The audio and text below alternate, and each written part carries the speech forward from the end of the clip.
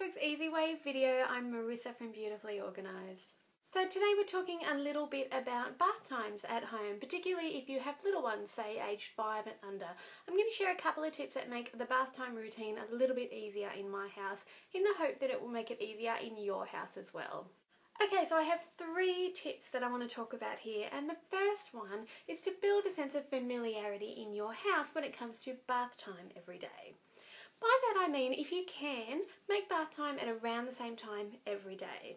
Now I know that's not going to help everybody with shift work and childcare and after school activities and all of that sort of stuff, but generally speaking, if you can do something pretty much the same every day when it comes to bath time, that will help too. So that can be, if it's not at the same time every day, at least put the actions in place in a similar manner, like getting PJs out before they have a bath and then running the bath together, picking a couple of favourite toys, and then having around the same time in the bath as they normally do. Consistency around bath time really helps with the whole I don't want to stop what I'm doing and have a bath scenario that you can have with kids. You know what it's like when they're really into playing and they don't want to stop what they're doing. Consistency is a really good way to get around that. In our house we have dinner pretty early, around about 5 o'clock, because that way it gets rid of a lot of that witching hour that you get with tired and hungry kids. So we have dinner together at 5, then there's an opportunity for one last gentle play, and then it's bath time, milk time, teeth and bed. And the kids know that whether or not I have to do that a half hour earlier one day, or whether or not it's the same time as we normally do it, it's the same sort of step. And because it's like that pretty much every day, there's no reason for them to argue with it. It's kind of like, you wake up in the morning and you go and have breakfast. It's done every day, or pretty much every day, so there's no reason not to go along with it. Tip number 2 is all about having your tools at the ready. Everything you're going to need to dry and dress your kids with after bath time, have it handy, have it really close by, and make it a smooth transition from hopping out of the bath to getting into your pajamas.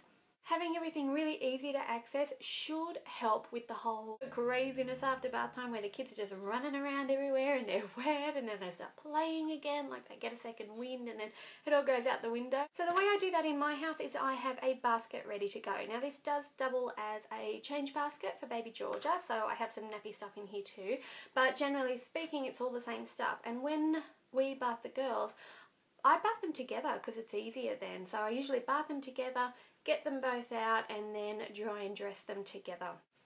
So let's talk tools. Now really, really important, have your basket filled with everything you need so that you can grab it, keep it at arm's distance, and make sure the basket is one of those ones where it doesn't matter if it gets wet if you're doing your drying and dressing in the bathroom. So for us that's a plastic one with holes in it, so if it gets water in it, it's not going to stay in there for very long. And in it I keep, of course, a spare nappy for after the bath for Georgia and wipes just in case. And we have moisturiser.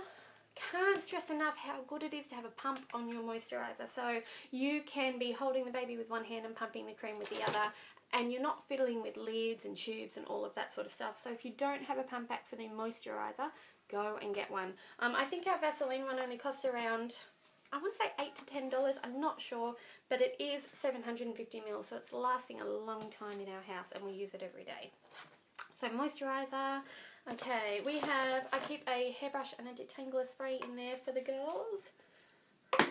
And Georgia has dermatitis, so we have a little pack in here too that has all of her special creams. She's also a bit of a thumb sucker, so sometimes her hands get a little bit infected, so we have an antiseptic cream there for when we need it. But because I want to make sure that this basket is nice and safe, those creams go in a separate pouch with a zipper, so it slows her down if she's trying to get to it. Obviously I wouldn't leave her alone with them. Nail clippers and cotton tips and cotton balls as well. And that's pretty much it. Apart from that, what I do is before I run the bath, I put pajamas out in the room that they're getting dried and dressed in. So everything we need is there. Okay, tip number 3, the last thing that I would say, and this is probably the most effective out of all of them, is to run bath time as calmly and smoothly as possible. Now that's not always easy, I know, but the most effective way to do that is to show in your own tone and actions what you'd like your kids to do. This is something that will work well over time, so if you're doing it for say a week, that's when you're going to see your results. Stick with it if it doesn't work on day 1 because it is worth it in the long run. To make everything as calm as possible, first step is to really show it in your voice. So don't talk like this and be excited and blah blah blah blah blah when it's leading up to bath time. Now's the time when your voice is going to go a lot softer, a lot more gentle. You're going to speak a lot more slowly. Kids are quite smart, and subconsciously they're going to pick up those sorts of changes in your tone and your mannerisms, and they're going to mirror them automatically. So a calm and slow way of speaking is going to make a huge difference when it comes to bath time in your house. Remember, running the bath with you is fun for kids, but can be gentle. Bubbles in the bath can be fun but still gentle. Having just 1 or 2 favourite toys in the bath instead of a truckload of favourite toys in the bath can be calm and gentle as well. But your actions and your body language and your tone of voice are definitely the key to having a calm bath time at home. So those are my tips for easier bath times at home. If you give those a try, I would love to know how they work out for you. So make sure you comment below and let me know how they went. Don't forget to send me through your questions for other easy way videos. If there's anything you want to know an easier way to do, email it to me at marissa@beautifulyorganised.com, or just send me a message on Twitter or Facebook. If you know someone that is struggling with bath times in their house right now, send them this video and hopefully they will have an easier time as well. And that's it from me this week. I'll see you in the next video. Bye!